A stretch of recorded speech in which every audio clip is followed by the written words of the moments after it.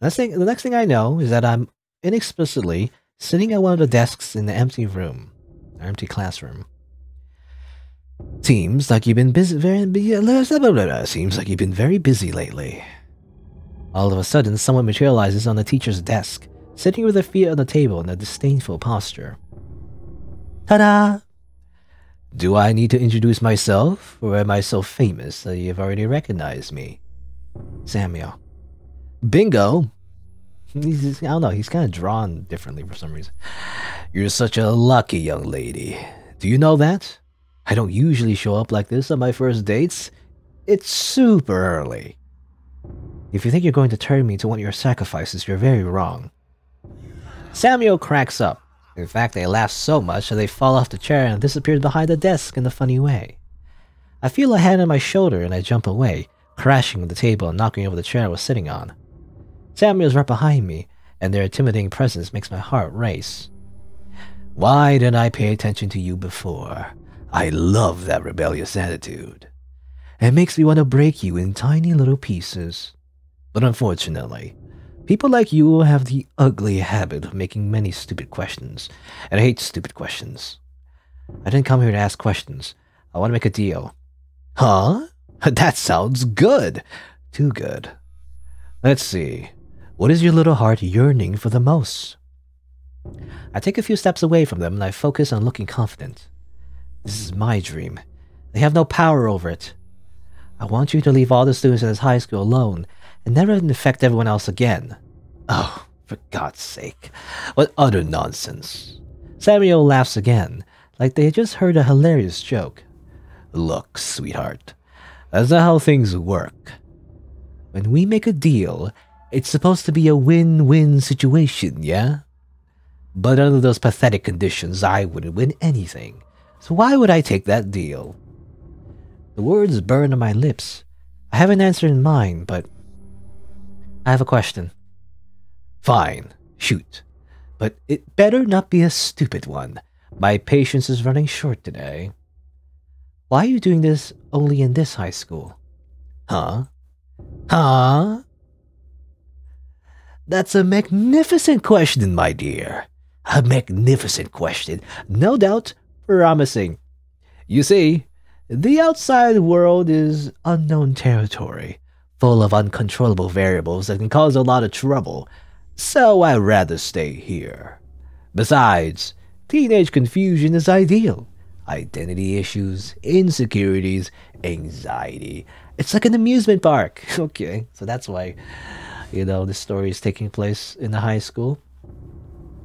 Teenagers are easy targets, I guess. I have a proposal. If you promise not to infect any student of Horizonte High and abandon the dreams of those who are already infected, you can stay with me forever. And I'll make sure to infect other people out of the school. Samuel stares at me with an unnatural smile on their face. I immediately regret my words, but I can't think of any other way to stop this. The notebook said that the only way to defeat them is by making a deal with them. If they accept my terms, if only I've got them, I can control their influence, and I'll find a way to get rid of them with the others' help. I know they'll be angry when they find out.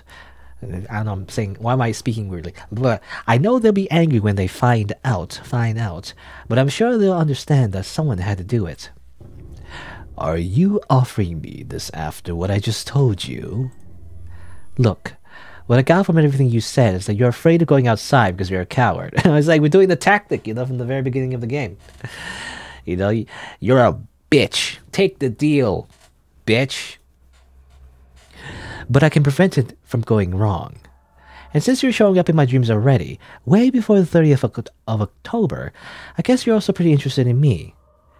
And so I'm sure my terms pique your interests. Well, what an unexpected display of self-esteem. Truly interesting. So fun. Alright, let's make a deal then.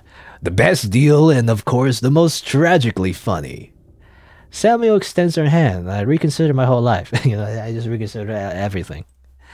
I reach out my shaky hand, still wondering if this is really the right choice, and I take their hand, cold as ice. So cold that it burns. Let's get along and spend some fun years together, Nerea. I thought I could be better than them. I thought my ideas could save me from their tricks, but Eric was right. The next day, when I told them what I had done, Eric went ballistic. He told me I was doomed, that they couldn't help me anymore, and that I'll be the next year's sacrifice, because Samuel intended to get away from me as soon as possible. At that moment, I also got mad because I thought I was right, that I'd be smarter than them and I had saved the school. All that stuff about infecting people outside, I didn't intend to do it. I told them that I only need to find a way to get rid of Samuel, and if they helped me, I could heal. Alejandra cried. Eisen was scared. Eric said he wasn't going to deal with a lost cause, and that was the last time I spoke to him. Today is the 30th of October of my last year in Horizonte High. It's been an awful year. Samuel's been making my life a living hell during the whole year, and nobody could help me get away from them. I got furious when things didn't turn like I was expecting. I grew apart from my friends and haven't gone to school in 2 months. I've been locked in my room, wondering all the time what surrounds me is real or not. I thought I'd be able to endure a bit longer, but the closer the 30th of October got, the more tempted I was to end everything. No one else had any more nightmares. And somehow I'm a chibi. You know, again, why is it always these scenes? They look very short and small. Anyway. So I win. I'm taking the truth to my grave, and the curse ends here and now. Wherever you are, Thiago, I'll see you soon. Neutral ending. The last sacrifice. And she did it the same way as everyone else, you know? Jumping off a building. Anyway. Well, that was a neutral ending. How did I end up there? What choices made me go on that path, I wonder? That's kind of like mysterious, actually, how it affected the ending, you know? But, well, I mean, I guess that's the idea. She took all of Samuel's, like, you know, nightmares and just endured it for herself and then ended her life. But does that continue the loop, though? How does that work, you know? Because we don't really get the full details of Samuel's powers, but it seems to imply that, you know, Samuel dies of her, but is that true? Because it seems like that's usually what happens to the victims, right? They think that by getting the deal and then them killing themselves, they end the cycle, but it doesn't seem like it actually ends, though. I don't know. Yeah, how would she know that she destroyed the curse? I don't know, but that's just how it ended up, I guess. I mean, maybe that's the idea, right? Like, at the end of the day, even though she said, I won, really she lost, because she just ended up being manipulated just like everyone else. It just ended up being like a neutral ending because of that, maybe? I don't know. Anyway, let's see if we can get other endings. I do know there's obviously other endings. If I go back here. Okay, so this is back to the choice where, you know, we're trying to figure out the riddle. What if we go back to the library? I was going back to the library. Well, number 3 is the student that found the teacher. They were looking for a place to hide.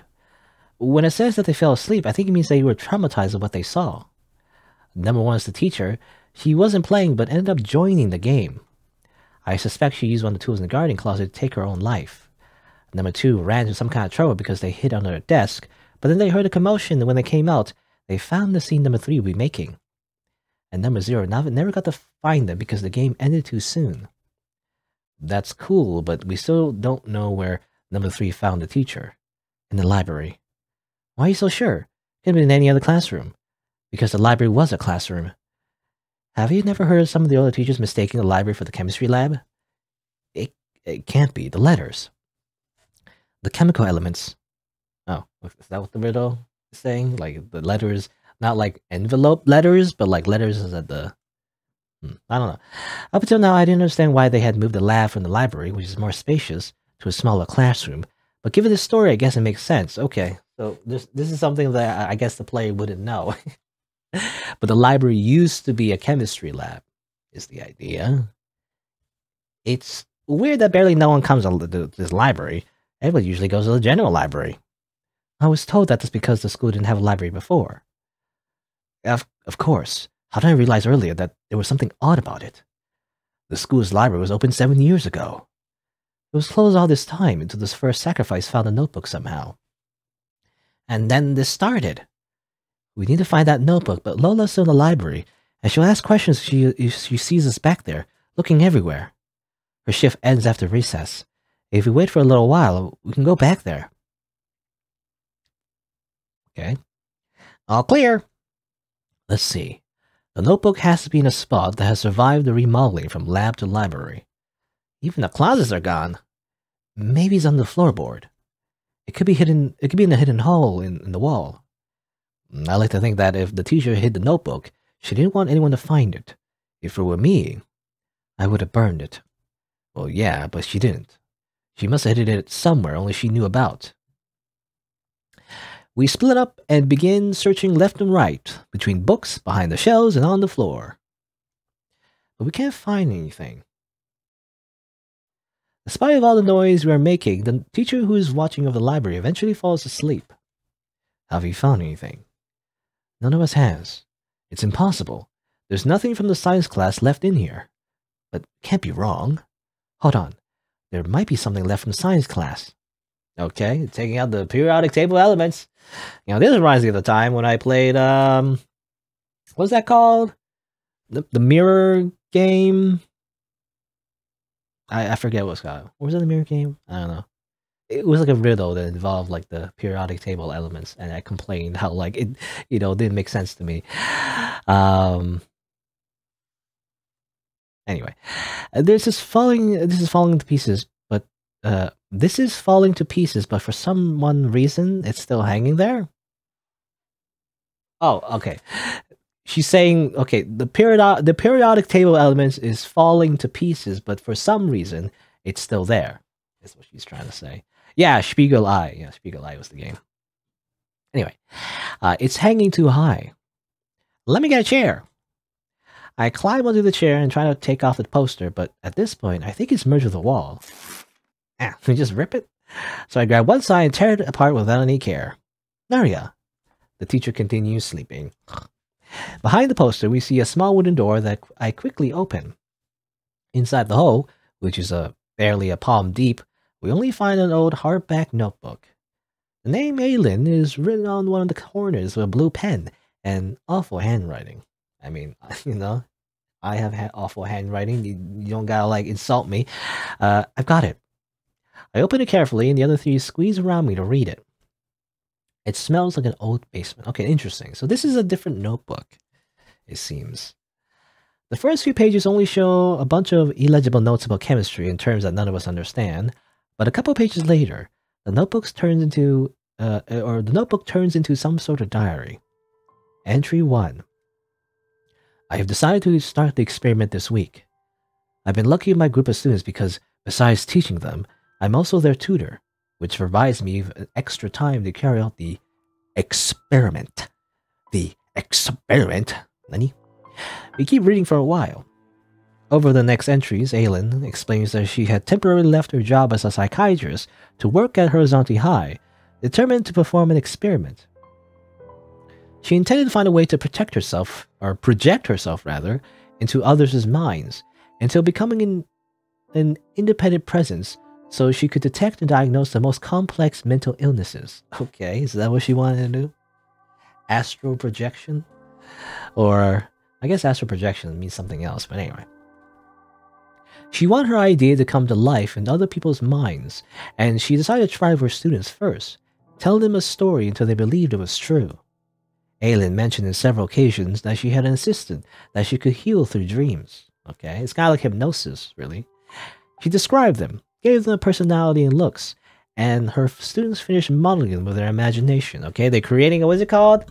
I only know this because of Chaos Child. Why can't I think of it? You know, it's like an imaginary like persona that you make in your head apparently. And like it becomes real, I guess. I don't know. I can't think of the word right now. Anyway. Even though it's hard to introduce them as an idea, after talking so much about them, they start to show up in students' dreams. However, However, when that being finally came to life, became self-aware, they turned out to act in unexpected ways. I'm actually so annoyed by it. I need to look it up. What's it called? Like a being that you make up and then it becomes real. You know, it's often used in like in fiction, where it's like a psychological aspect. No, it's not gaslighting. You know, I search on Google and it's gaslighting. No, comes a real ego, real personality, becomes a real tulpa. Yeah, tulpa. All right. Becomes a real person. Keep trying to search it on Google, but usually when you on the tip of your tongue, when you don't know something, you kind of just describe it on Google and they give you an answer. Or say they, but you know, the engine, you know, finds something real similar. But no, it's a tulpa. Anyway, so this assistant came to life, became self-aware, you know, as you do. After a wave of collective nightmares among her students, Aylin decided to abort the experiment. Nevertheless, Aylin herself met her own creation in dreams, and she was so fascinated by their existence that Samuel ultimately consumed her, literally. Samuel devoured her in her dreams. The last pages of her diary are filled with information about Samuel's behavior, their personality and abilities, until when, in the end, she decides to classify them as a parasite. Yes. A SAP, or SCP. Entry 27. I've made a mistake. Well, many. This whole experiment from beginning to end has been a huge mistake. But I've done something terrible. Samuel offered me a deal. We made a promise, and now it is like they have gained twice their power over me. Their influence affects me even when I'm awake, and have even started to show signs of paranoid episodes. Entry 35. There's no cure, no remedy, no human way to get rid of this damn thing. It's a deal. I should have never made any promises. It's driving me mad. I can't even fall asleep without waking up screaming in less than 5 minutes. I'm doomed, but I won't let anyone else know about them. The only way to stop them is to preventing others to meet them. Or the only way to stop them is preventing others from meeting them. If they can't exist inside any mind, they can't hurt anyone. If anyone finds this, well, you must have read everything by now. So please destroy this diary and don't tell anyone about this ever. And why didn't you destroy the diary? I know I should destroy it myself, but despite everything, I'm not capable of doing it. Okay, well, if by any chance you've met Samuel already, forget them. You know, easy, just forget them. Easy. Do not speak of them. Do not think about them. Interrupt your dreams when you see them. And most of all, do not make a deal with them. Amazing. You know, amazing. This doesn't solve anything at all. We're reading a diary of someone that created a monster by accident and couldn't get rid of them. It's not even their creator. If not even their creator could kill them, we're screwed. The only way to destroy them is forgetting about them. But as much as Samuel wants it, if we don't make a deal with them, they can't feed from our tragedies. So if they want to survive, they will end up leaving us and finding someone else that can be useful for them. What happens to the rest of the school? Perhaps we can get rid of them, but we don't know who they've made a deal with. What if there's more than one person? What do we do with next year's sacrifice of October? If we know what is happening, but don't do anything to stop it, we're contributing to it. But how are we planning to stop them? People get infected just by hearing about him, and there are rumors all over the school, not to mention the sacrifice of October. It's impossible to make people stop talking about that. What if we could stop next year's sacrifice? But what do we do about the rumors? I think we're looking at this the wrong way. The parasite infects people very easily. It's impossible to contain them because there is no way to remove them from one's body because, as the diary says, they don't have a physical appearance. Samuel's world is not like ours. It's a world inside our minds. Maybe that's where we must fight them. The periodic table is in the background, unplayable. Yeah, it's a different one. Don't worry about it. Are you suggesting killing them in a dream? Who's gonna do that? I will. The three of them look at me like I'm gone crazy. Tonight. Samuel may try all their tricks, but those dreams are still mine. And in my dreams, I do what I want. I don't think it's a good idea. It could go wrong. How wrong can it go? As long as I don't make a deal with them, it can't go worse. Worst case scenario, I can always wake myself up. The recess bell interrupts our conversation, and the four of us look at each other, wondering if we should stay here or get back to class. Trust me, tonight I'm gonna face them and make them regret messing with Iago.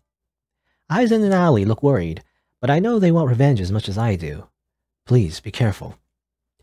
We say goodbye to Eric before going back to our classes. For the first time since what happened with Iago, I'm looking forward to going to sleep. The rest of the day goes by faster than I expected, and before I realize, the sunset is lost in the horizon. The next thing I know is that I'm inexplicably sitting at one of the desks in an empty classroom. Alright, here we go again. Seems like you've been very, very busy lately. All of a sudden, they materialize. Yep. Ta-da! Samuel. Bingo! I don't usually do this, but you're special. You're the main character. Ha ha ha ha. I love that rebellious attitude. I want to destroy you. Ha ha. Hee hee, I'm so evil. I'm here to play. Okay, Samuel's smile bronzed to a grotesque point. What a wonderful gift from fate. I had realized it was Christmas.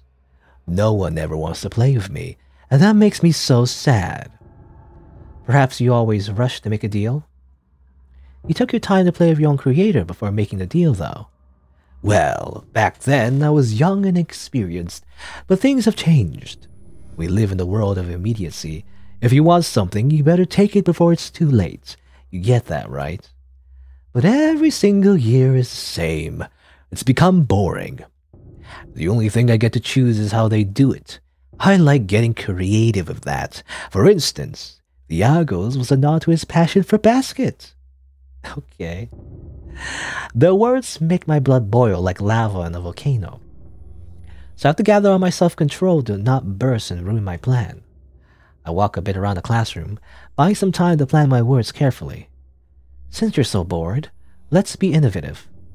I've read a lot about you in Aylin's notebook.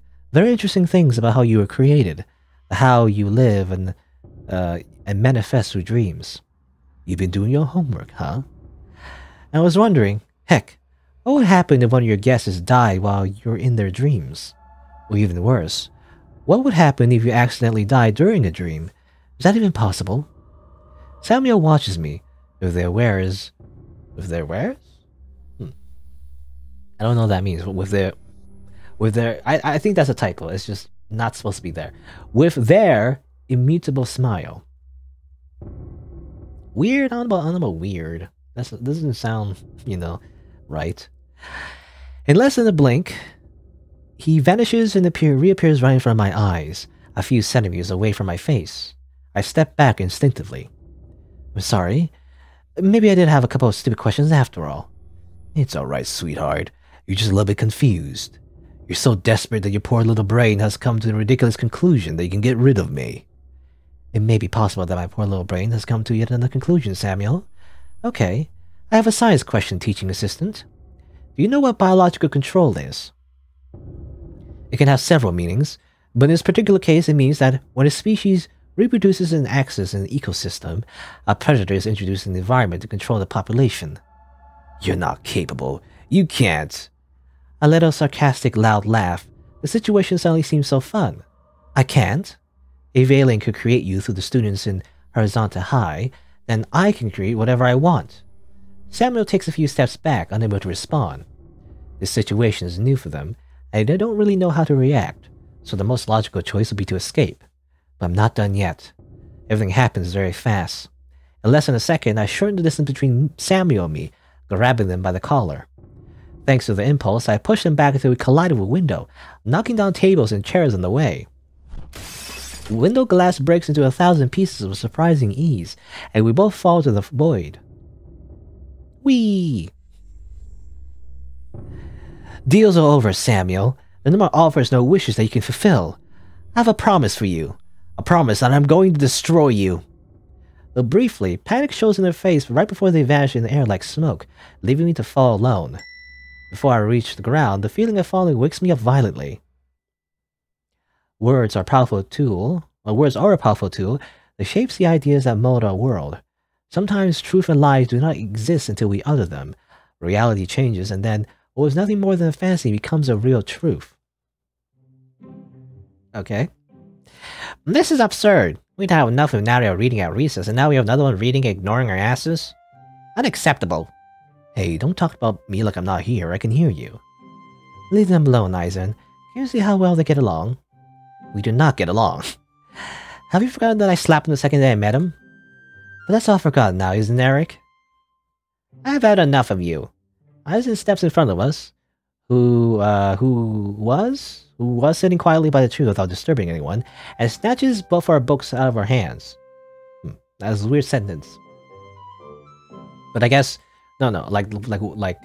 Eisen steps in front of us, who I don't know why that sounds weird to me, but the people who were sitting by the tree, not disturbing anyone. Anyway, hey, today is November 1st, and for the first time in 7 years, no one was found dead on October 31st.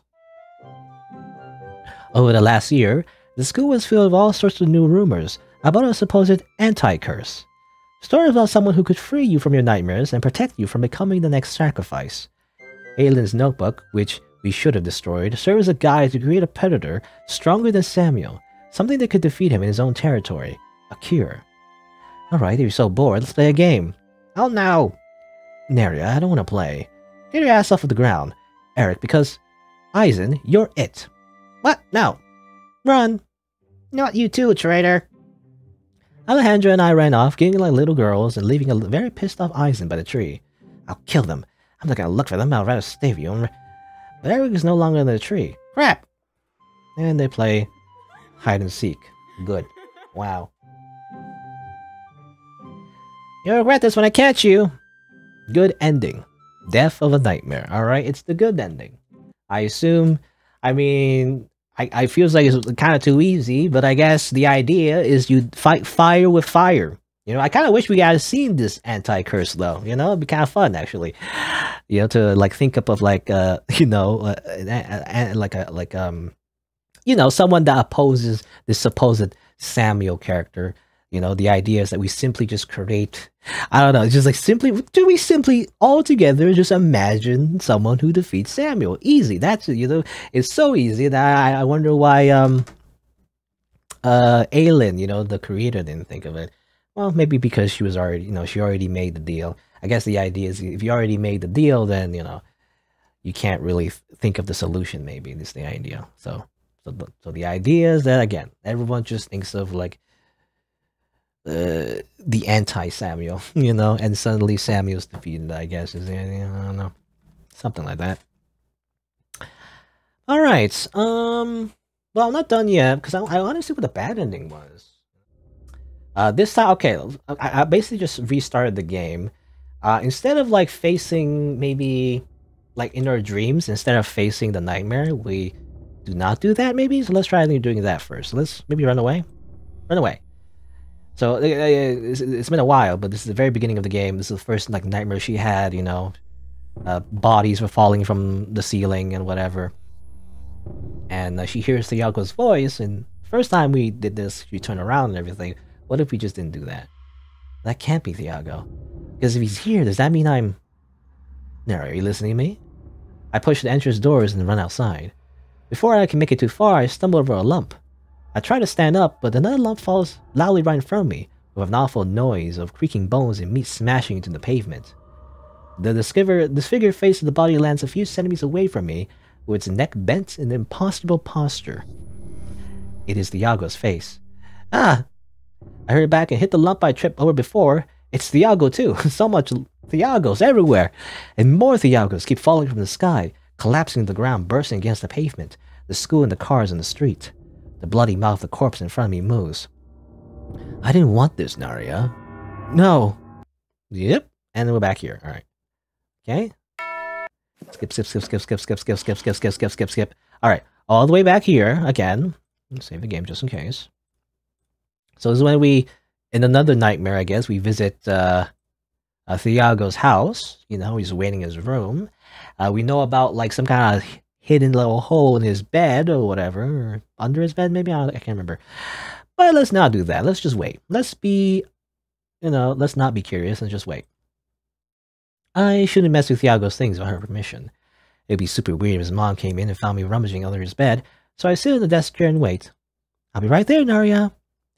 Maria comes in the room a few seconds later, carrying some cookies and juice on a tray that she leaves on the desk. Oh, you didn't need to bring me anything. I just want to ask a couple questions. It's no problem, honey. It's a snack you used to have when you came over. We make small talk while I try to prepare myself to ask her the uncomfortable question I have in mind, but the timing never seems right. Maria, there's something I need to ask you about. I know it's still too soon, but I need to know. It's about Iago. Oh, I see. Go ahead, ask. The truth is, I don't know how to ask this, but is there any chance that Iago might have been talking to someone strange before he... well, you know. Maria falls silent and stares at the floor for a while. When she looks back at me, her face shows a sad smile. You're right, Nerea, it's too soon. She gets up from the bed she was sitting on and walks to me, holding my face in her hands like she did when I was younger. Do you really want to know? Do you really want to know their name? Their name? You're too curious for your own good. It's too soon to follow Iago into the other side, don't you think? My heart starts racing. Something is wrong. Oh, sweetie. If you meet them now, you could die too soon. We don't want that, right? What? I try to free myself, but her hands hold me tightly, forcing me to look directly into her eyes. Those are not Maria's eyes. Oh, you're leaving already? Don't you want to stay a little longer? No, let me go. No matter how much I fight, I can't break loose. Her hands start to squeeze me, as if she's trying to crush my skull. I kick and wrestle, but Maria isn't letting me go. I feel like my head is about to explode. Let me go! And blah. Alright. And all the way back here again.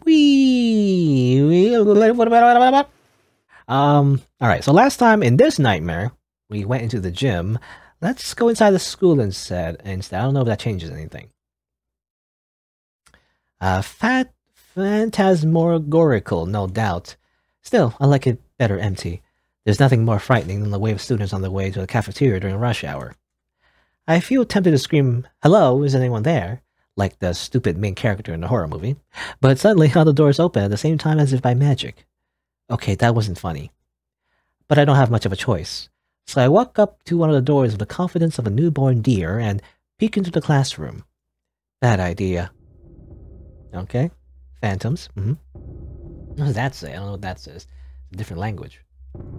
The entire class turns their blank faces to me. They don't have eyes, but I know they're looking at me. I can hear giggles and whispering coming from everywhere at the same time, but the sound of chalk being smashed against the blackboard cuts them off. Quiet, you! A faceless teacher points first at me and then at the only empty seat in the room. No thanks. All the students stand up in unison, chanting a "sit down" that sounds anything but human. I said no. I slam the door and rest my back on it, trying to keep it closed as much as I can. But those things are pushing restlessly from inside, screaming and crying out in every possible tone of voice in an unbearable cacophony. Why am I still asleep? I want to wake up now!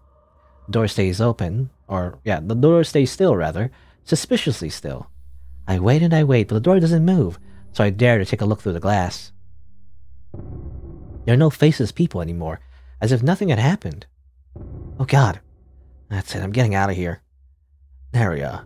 Oh no. Nerea, help me, please. Okay, let me just save the game real quick. Boop. Sure. Look through the door's glass. Hello? Nerea, help me. I don't want to be here. I want to get out of the school, but I can't. Take it off me. The rope.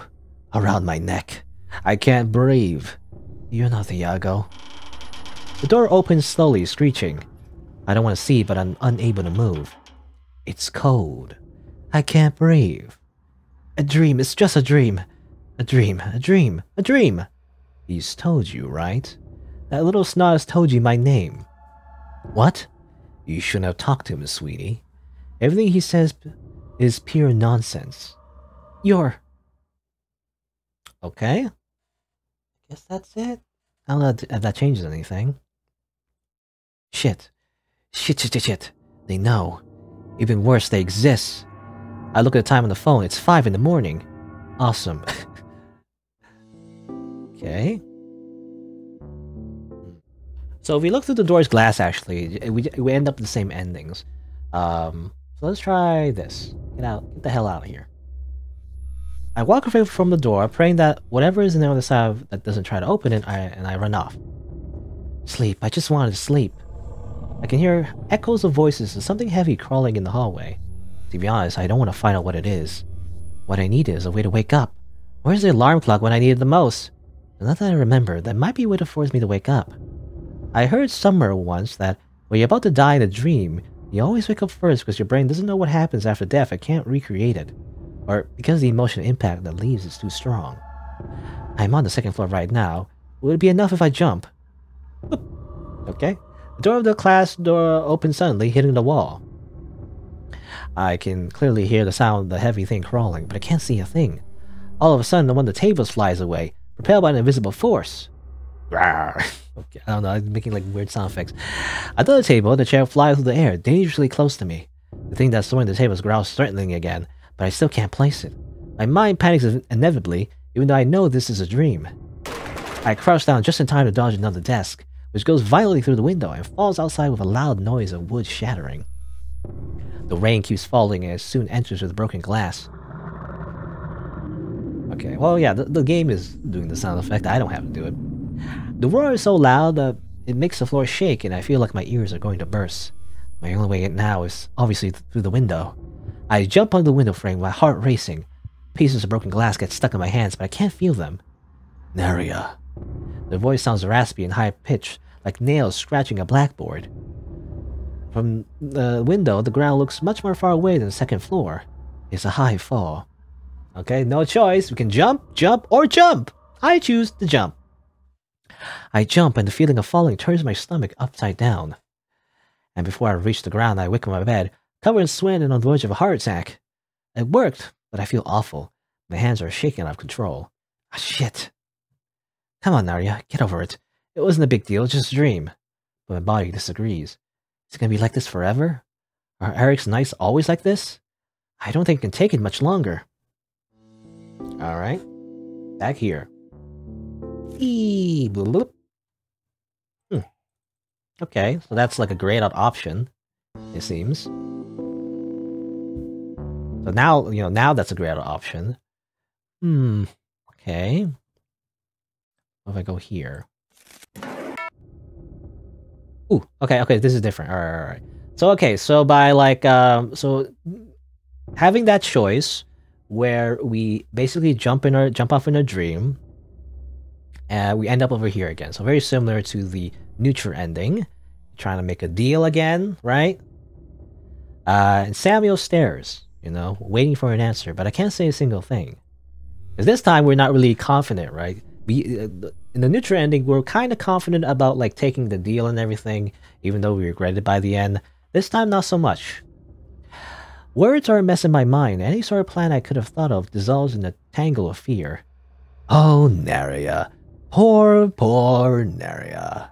So confused and worried. If you never talked to that little brat, we wouldn't be here now, would we? So unfortunate. But don't worry. Your friend Samuel is here to help you. Samuel vanishes like smoke and reappears behind me, holding my shoulders. This time I can't even move. Little Nerea, the brief time I spent taking a look at your thoughts has shown me that you have many, many repressed thoughts. What do you mean? I'm talking about that rage you managed to restrain so well. You're so angry. I'm not. Samuel fades again and appears in front of me, putting a finger on my lips to keep me quiet. Shh, don't lie to me. That's not nice. You're angry because Thiago left. He was your best friend, and he left without you noticing, with no explanation. Maybe you weren't such good friends after all, huh? He didn't put up much of a fight against my influence, Shut up. This is all your fault. You see, you have unsolved issues. Do you want to talk about it? Are you insane? This world is a disgusting place, Nerea. It's full of rotten people that only look out for themselves. Love and friendship are nothing more but excuses that people make up so they don't feel lonely. Look at what Eric did. He resents me because according to him, I took her sister's life. But what I did was setting her free. Her life was a nightmare. She wanted it to end. I only fulfilled her wish. So what? Am I the bad guy? What is actually happening is that Eric has to bear now the pressure that his dear parents used to put on his sister. And he's dragged you, who could be living your life peacefully, into all of this. Look at us, Nerea. Oh, don't tell me you hadn't realized until now. Shut up. Oh, Nerea. Nerea, I'm not here to lecture you. I'm actually here to bring a special offer just for you. A once-in-a-lifetime chance. A real bargain. I'm not making a deal with you. What? Why is he saying meh? You know, meh. Maybe he's going, meh.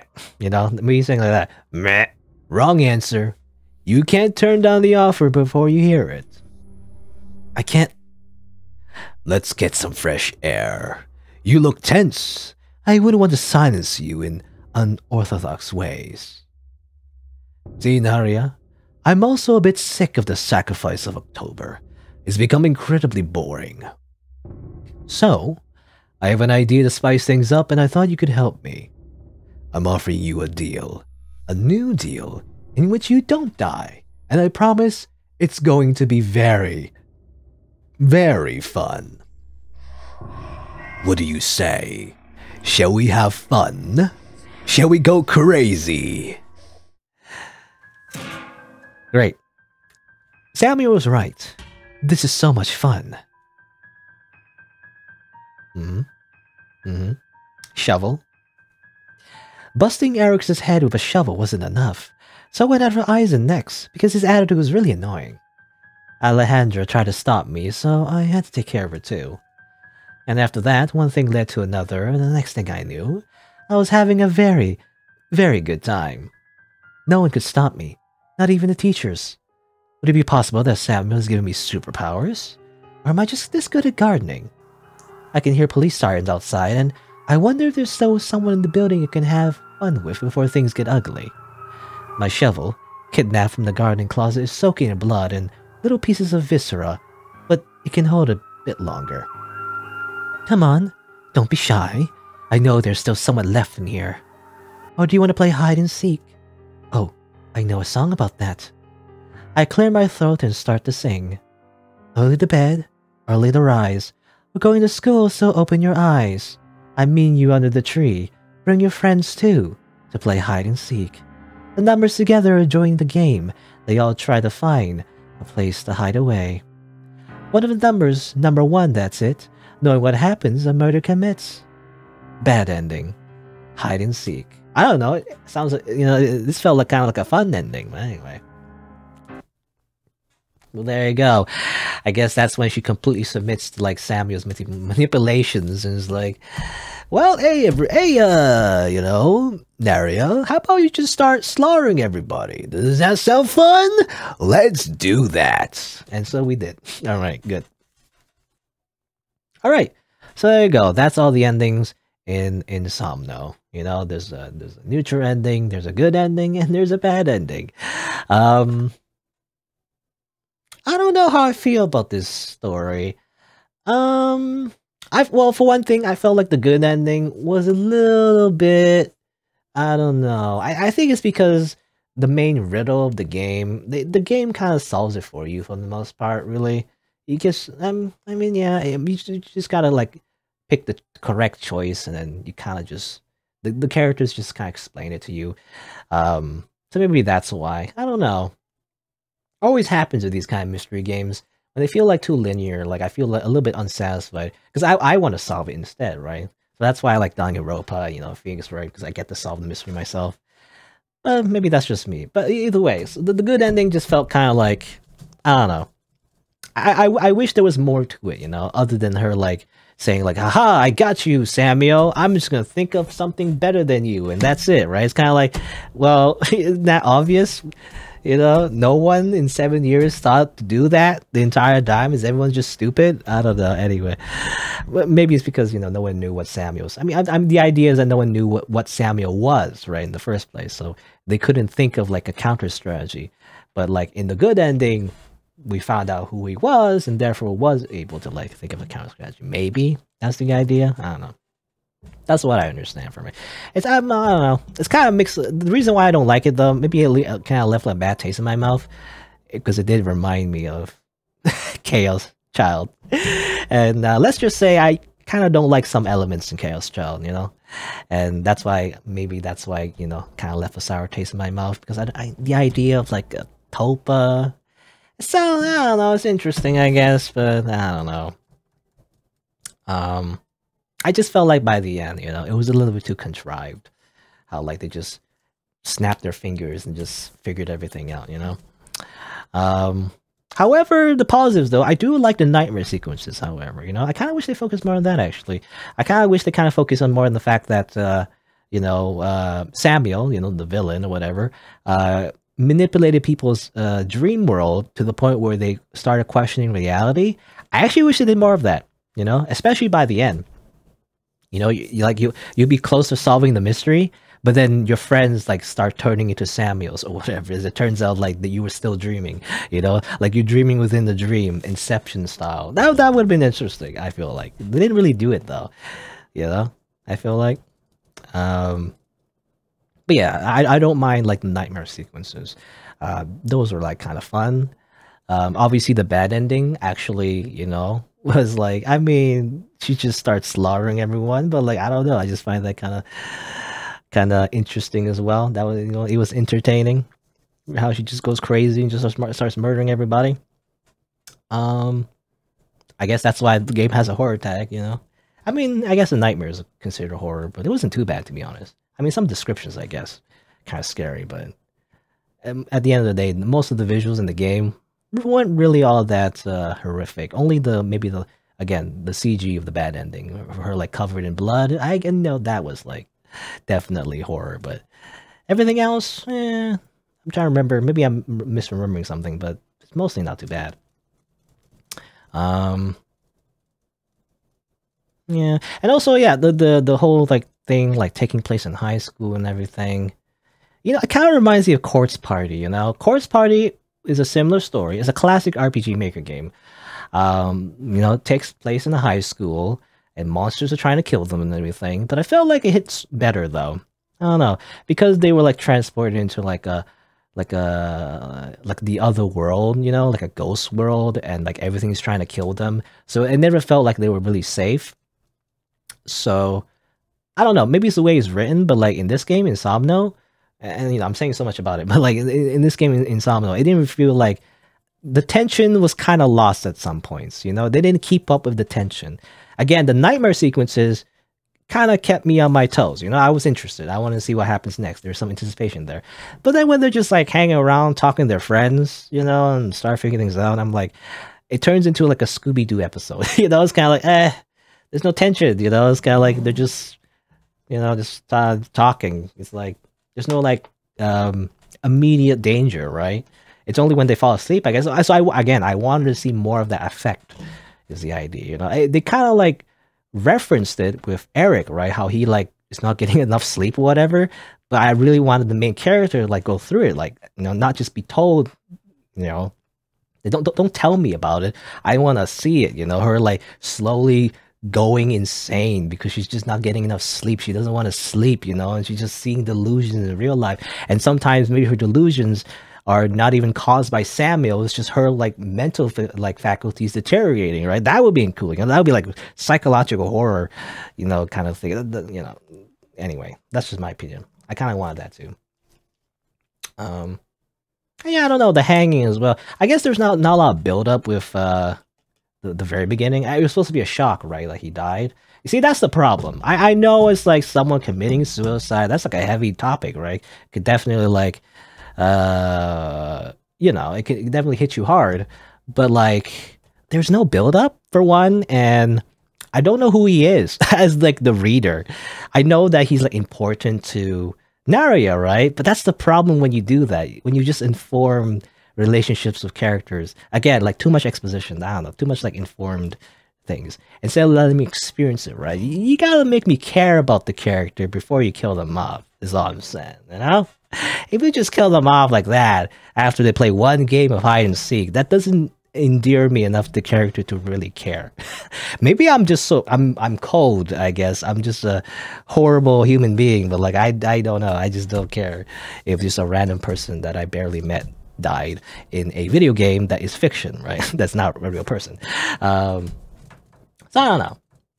I don't know. That's just my opinion. Those are just my thoughts. It's not bad though. I like the art. You know, the art is, I think it's good.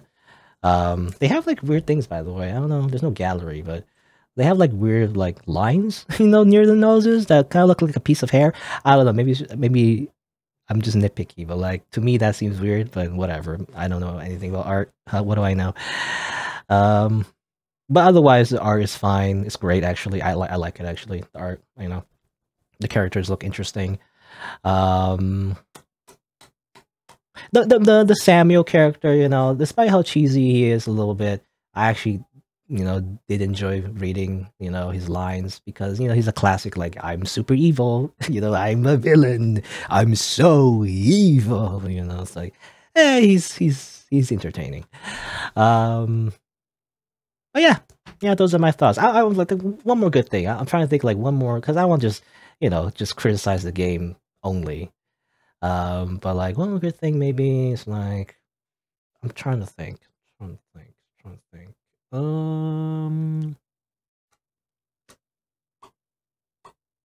Yeah, now I'm making the game look bad because I can't think of anything. Like anything else. Mm, mm, mm, mm, mm, mm. I don't know. I'm drawing a blank. I'm taking too long. I mean, overall, you know, it has potential. You know, I felt like it had a lot of potential. Um, I don't know, something about it. I think the endings felt like. Yeah, I guess the only thing about it is the ending just felt like too too normal, I guess, you know? It should have, you know what it should have done? You know, even though I never actually watched Neon Genesis Evangelion or whatever, but I kind of know about it. They should have went full Neon Genesis Evangelion, to be honest. They should have just went full crazy instead of just trying to be like, and then we solved the mystery, gang. You know, they should have went Neon Genesis Evangelion and just went full crazy. And you know, congratulations. You know, it's like they should have did that because it would make sense, right? Because she's stuck in like a dream world. So they could just went just go full hog wild on the whole like nightmare sequence, you know? Just do that at the end. And then, you know, snap back to reality to see what happens. You know, just like that's why I like the bad ending, you know. I like the bad ending. You snap back to reality and she just starts murdering everybody. I don't know, something about that. It was more interesting than the neutral and good ending, in my opinion. I don't know. Anyway, I'm rambling too much. So I guess that was it for InSomno. You know, is that a reference to like insomnia? Maybe I don't know if that's a real word rather. But maybe that's what it was. You know, insomnia. Anyway, if you're on YouTube, you didn't know I stream these games live on Twitch, so check me out over there if you're interested. I also have other playthroughs I've done on my channel, so you can look for those if you want. Thanks for watching. Until next time, see you then.